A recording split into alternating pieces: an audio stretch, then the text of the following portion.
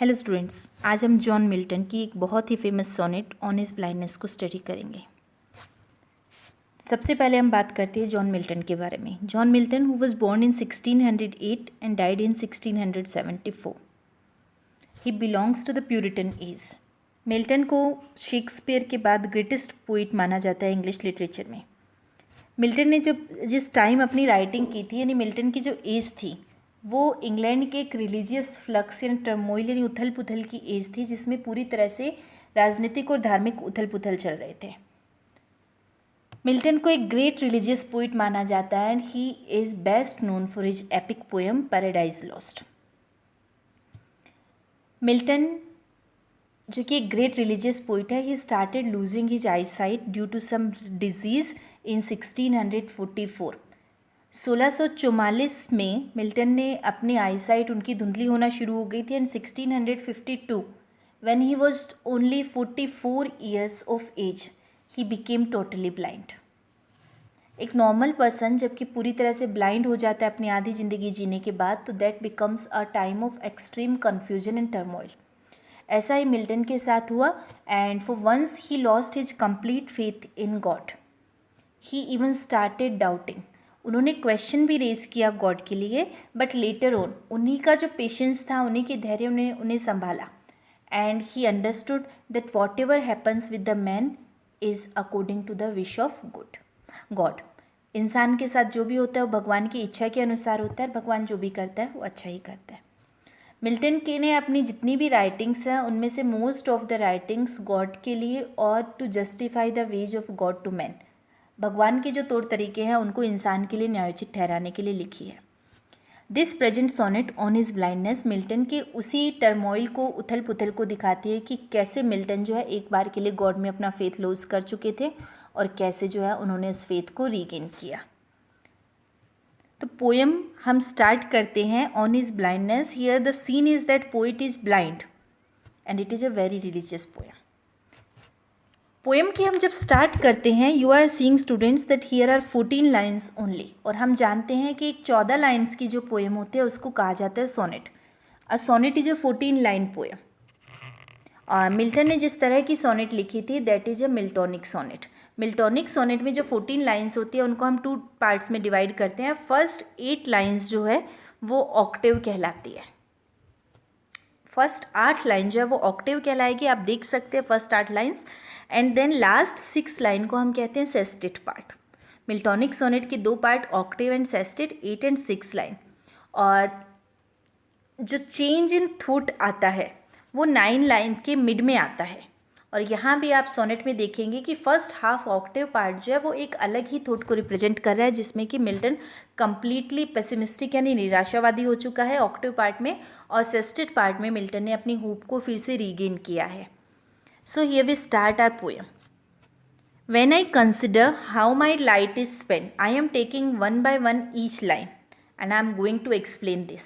When I consider how my light is spent, when I think how my light is spent, कि कैसे मेरी light चली गई है। लाइट यहाँ स्पेंट होने का मतलब क्या है, लाइट वर्ड में पन यूज हुआ है।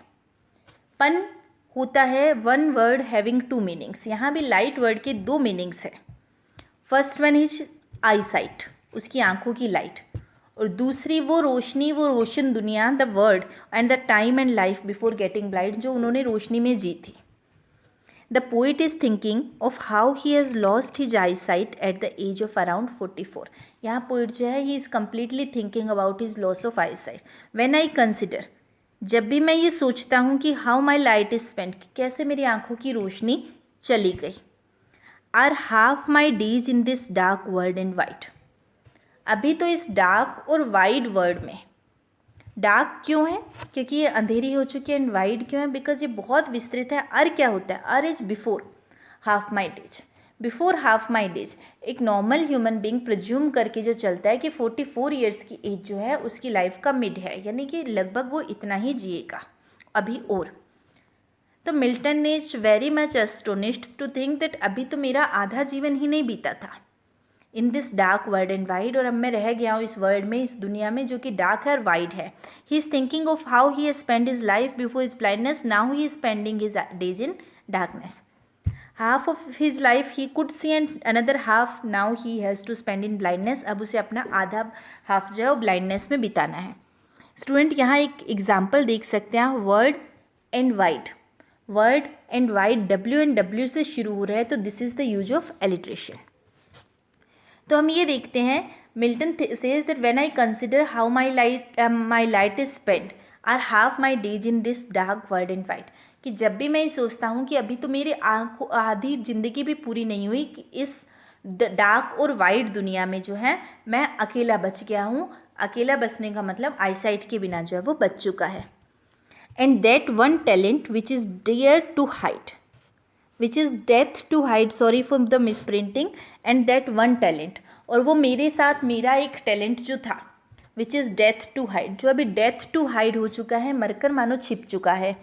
स्टूडेंट्स यहाँ हम ध्यान देंगे कि टैलेंट जो है यहाँ मिल्टन के टैलेंट को माना जा सकता है। मिल्टन का टैलेंट जो था, उसकी कैपेबिलिटी जो थी, किस चीज़ का टैलेंट था मिल्टन के पास? पोइट्री लिखने का। और क्योंकि ये हम एक नॉर्मल ह्यूमन बीइंग यही कंसिडर करेगा कि एक इंसान पोइट्री को कब लिखेगा जबकि उसकी आंखों में रोशनी है। एक ब्लाइंड पर्सन जो है वो पोइट्री नहीं लिख सकता। तो वो जो उसके लिए टैलेंट है वो dear to death to hide हो चुका है, वो जो है मरकर छिप गया। It means that is like dead, वो मरे हुए के बराबर हो गया।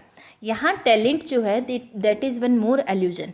एल्यूजन एक लिटरेरी डिवाइस होती है जहाँ की जनरली क्या होता है, किसी एक फेमस राइटिंग से हम एग्जाम्पल लेते हैं।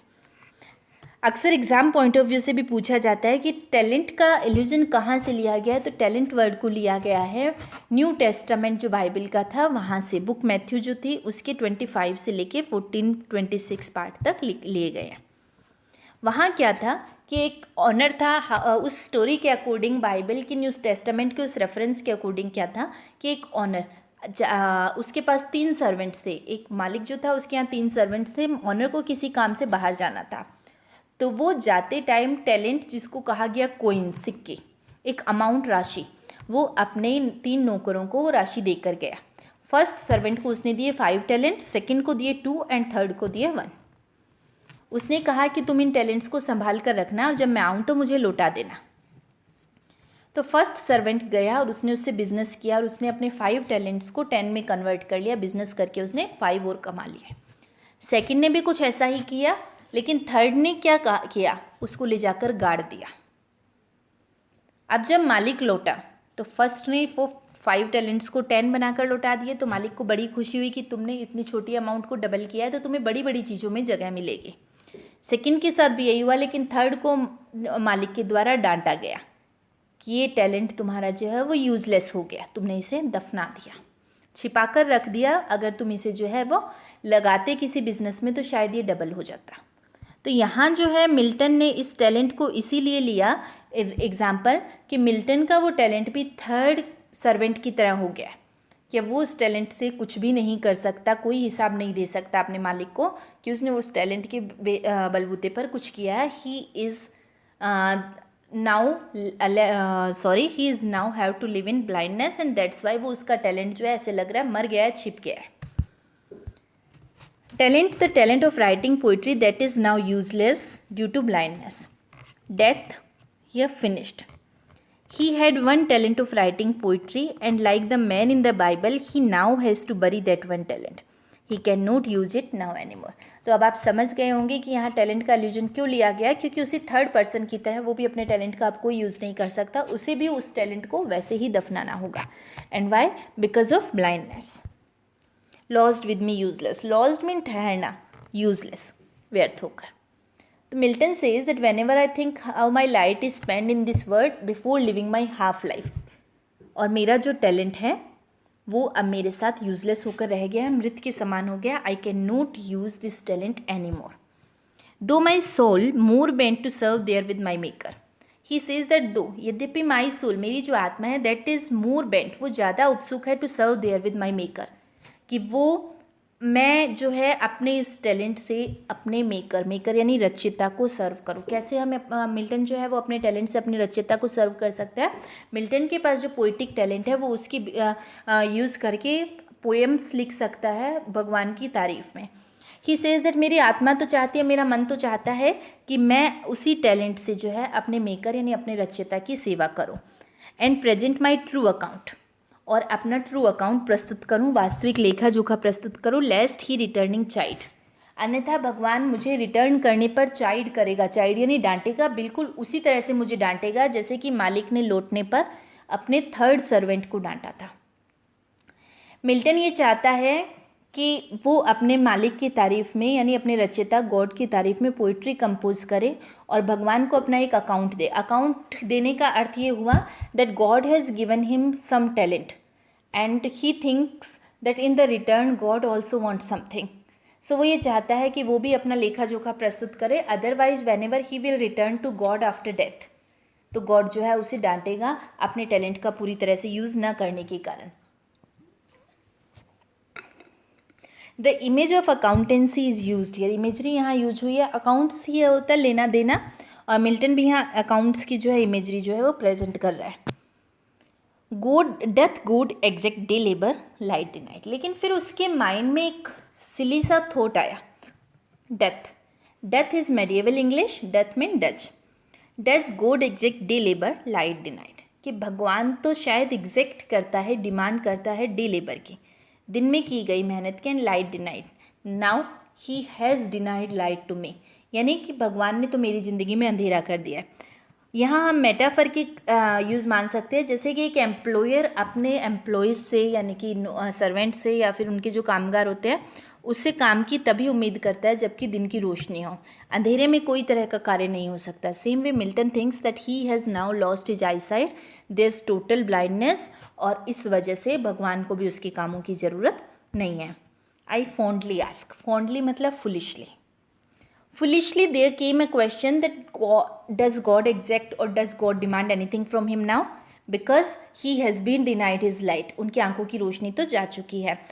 In the age of Milton, doing anything or raising any question against God was illegal. Milton की एज इतनी रिलीजियस थी या इतना अपहीवल चल रहा था कि अगर भगवान के खिलाफ एक क्वेश्चन भी रेज किया जाए तो उसे जो है एकदम हम कह सकते हैं कि इलीगल माना जाता था। स्टिल मिल्टन ने एक फॉन्डली, एक फुलिशली, बहुत ही फुलिशली मूर्खतापूर्वक एक क्वेश्चन पूछा कि भगवान ने तो मेरी आंखों की रोशनी छीन ली है, इसका मतलब मुझे काम नहीं करना चाहिए। But patience to prevent that murmurs soon replies, but Milton says कि मेरे पेशेंस ने मुझे प्रिवेंट कर लिया, मेरे धैर्य ने मुझे रोक लिया। और दैट मर्मर सून रिप्लाइज, ये जो मेरी मर्मर थी, ये जो मेरी कंप्लेनिंग थी, मेरी जो शिकायतें थी लो वॉइस में, सून रिप्लाइज, उनका जल्दी ही एक आंसर आया। यानी Milton who was going to question God, जो भगवान पर प्रश्न चिन्ह उठा रहा था कि भगवान ने मेरा टैलेंट छीन लिया है या मेरी आंखों की रोशनी छीन लिया है, मेरा टैलेंट अब यूज़ नहीं हो सकता, लेकिन इसी क्वेश्चन को रेज करने से पहले मिल्टन के धैर्य ने जो है उनको रोक लिया और एक जवाब दिया। एंड ये जवाब क्या था जिसको हम सेस्टेट में देखते हैं, God doth not need either man's work or his on gifts. Sestet part में हमने ऑक्टिव पार्ट में देखा there was total doubtness, total संदेह था मिल्टन के मन में, लेकिन सेस्टेट पार्ट में आते ही थोड़ा बदल गया। God doth not need either man's work on his gift or his on gifts, कि मिल्टन कहता है भगवान को ज़रूरत नहीं है किसी भी चीज़ की, भगवान सिर्फ देते हैं, ना तो भगवान को इंसानों के कामों की ज़रूरत है और ना ही अपने दिए गए खुद के गिफ्ट्स को वापस लेने की। God does not need anything from man, God does not need work और गिफ्ट्स। भगवान कभी ये नहीं कहता कि अगर उन्होंने आपको कोई टैलेंट दिया है तो आप उसके बदले भगवान के लिए कुछ करें। Who best bear his mild yoke they serve him best, जो भगवान के दिए गए माइल्ड, माइल्ड मतलब जेंटल एंड यॉक मतलब प्रहार, जैसे बैल को ये बैलगाड़ी या हॉर्स कार्ट में क्या होता है, यॉक किया जाता है, खींचा जाता है, तो जोता जाता है, तो वो उतना ही अच्छे से काम करते हैं जितनी अच्छे से उनकी जुताई होगी। तो मिल्टन के पेशेंस ने कहा कि भगवान के दिए माइल्ड यॉक, हल्की हल्की यातनाएं या हल्के हल्के से टॉर्चर्स को जो इंसान चुपचाप सहन कर लेता है, दे सर्व हिम बेस्ट, जो भगवान पर बिना संदेह किए उसके दिए गए माइल्ड यॉक को, मृदु प्रहारों को बियर कर लेता है, सहन कर लेता है, दे सर्व हिम बेस्ट, वही भगवान की सच्ची सेवा करता है। इट मीन्स भगवान को किसी के कार्यों की ज़रूरत नहीं है। A person who bears everything without raising any question on God is the best servant of God. Students, इस लाइन में आप देख सकते हैं the image of an ox being yoked is used here, यहाँ एक ऑक्स को जो जोता गया उसकी इमेज यूज़ की गई है। The one who copes well with the mild burden God has given them serves God well. The poet's yoke, poet के लिए उसकी यॉक, उसकी जुताई या उसका टॉर्चर क्या है? उसकी blindness. If he accepts his blindness and copes with it he serves God well. अगर वो अपनी इस ब्लाइंडनेस को चुपचाप एक्सेप्ट कर लेता है तो इट मीन्स वही भगवान की सच्ची सेवा है. माइल्ड यॉक में हम ऑक्सीमोरन का यूज़ भी देखेंगे. ऑक्सीमोरन का मीनिंग होता है टू ऑपोजिट वर्ड्स को साइड बाय साइड रखना. माइल्ड मतलब होता है मृदु, सॉफ्ट, जेंटल. अगर जेंटल है तो टॉर्चर नहीं हो सकता, लेकिन यॉक वर्ड यूज़ किया गया जो है ये आपका ऑक्सीमोरन यूज़ हुआ. His state is kingly. Further the poet says that the gods state is kingly. भगवान की जो स्टेट है, स्थिति जो है, that is like a king. भगवान को किसी चीज़ की ज़रूरत नहीं है, बिल्कुल वैसे ही like a king who does not need anything from his people. Thousands at his bidding speed. Thousand of the angels, they are ready to serve God and post over land and ocean without rest. Thousands of people और thousands of angels, देवदूत जो है वो हर समय हजारों देवदूत भगवान की सेवा में तैयार रहते हैं. वो लैंड एंड ओशियन पर भी पोस्ट होते हैं, वहाँ से होकर भी गुजरते हैं विदाउट रेस्ट, बिना रुके. यानी कि वो बिना रुके हर पल हर दम इधर से उधर मूव करते रहते हैं. यहाँ एक फिर से हम कहेंगे हाइपरबली यानी कि एग्जाजिरेशन, अतिशयोक्ति, हजारों की संख्या में होना, ये अतिशयोक्ति है. तो thousands at his bidding speed and post over land and ocean without rest. हजारों जो है देवदूत वो भगवान के ऑर्डर पर स्पीड करते हैं और वो ओशियन और लैंड दोनों पर से होकर गुजरते हैं. They also serve who only stand and wait. और वो लोग, वो देवदूत उन लोगों की भी सेवा करते हैं या उन लोगों को भी रिवॉर्ड करते हैं. Sorry students, they also serve, वो लोग भी सर्व करते हैं भगवान की, who only stand and wait, जो सिर्फ स्टैंड करके, खड़े रहकर इंतजार करके भगवान के आदेशों का इंतजार करते हैं. It means you don't have to travel, you don't have to do anything if you are trusting God. अगर आपको भगवान पर भरोसा, आप भगवान की इच्छाओं का इंतजार करते हैं, भगवान के ऑर्डर्स का इंतजार करते हैं, then this is also a form of God service. So Milton, who was very much disappointed in the first part, octave part, he has now some consolation. तसल्ली उनको कुछ मिलती है जब उनका पेशेंस प्रिवेंट करता है कि भगवान को किसी चीज़ की ज़रूरत नहीं है. If you want to serve God then you should trust him. So students, this was the poem and now I have a pictorial chart of figures of speech. हम बात करते हैं on his blindness, John Milton के द्वारा लिखी गई sonnet की. This is a sonnet and 14 line sonnet, जिसको हम पेट्रार्कन सोनेट कह सकते हैं या मिल्टोनिक सोनेट कह सकते हैं. एंड पेट्रार्कन सोनेट में as I already told you that octave part जो होता है स्टूडेंट वो 8 लाइन्स का होता है और सेस्टेड पार्ट जो होता है वो 6 लाइन्स का होता है. पोएम एक ऑटोबायोग्राफिकल टच भी देती है, ऑटोबायोग्राफिकल यानी स्वयं की जीवनी की. उसके बाद when I consider how my light is spent, he has spent his vision or his eyesight are half my days in this dark world and white. Line 1 और 2 में पोइट जो है he has used a pun and a paradox. His light has spent and his life is over. Then he says that metaphor used that the one talent which is death to hide. Again I am making a reading. The one talent, talent is an illusion. illusion क्यों है? illusion का meaning क्या हुआ कि एक reference लिया गया, Bible से रेफरेंस लिया गया, which is death to hide, जो अब मरकर छिप गया है. लॉस्ट विद मी यूजलेस, वो अब मेरे साथ यूजलेस होकर रह गया है. एक्सटेंडेड मेटाफर है, उसकी जो टैलेंट ऑफ राइटिंग पोइट्री को उस टैलेंट से, बाइबल के टैलेंट से कंपेयर किया गया. Though my soul more bent to serve there with my maker. He says that although my soul, my heart desires to write poetry and that's why I serve the God and present my true account. और मैं चाहता हूँ कि मैं अपना एक true account present करूँ, लेस्ट ही returning child, कि भगवान ने जो मुझे दिया उसके बदले मैं भी भगवान के लिए कुछ करूँ, अन्यथा भगवान मुझे लौटने पर डांटेगा. Doth God exact day labour light denied. लेकिन क्या भगवान को दिन की रोशनी की, भगवान को तो दिन की रोशनी में किए गए कामों की ज़रूरत है और भगवान ने मेरी लाइट डिनाई कर दी है. आई फॉन्डली आस्क, मैंने फॉन्डली पूछा बट पेशेंस टू प्रिवेंट, लेकिन मेरे पेशेंस ने मुझे रोक लिया. दैट मर्मर सून रिप्लाइज, जल्दी एक मर्मर जो थी उसका रिप्लाई आया. God doth not need any either man's work or his own gifts.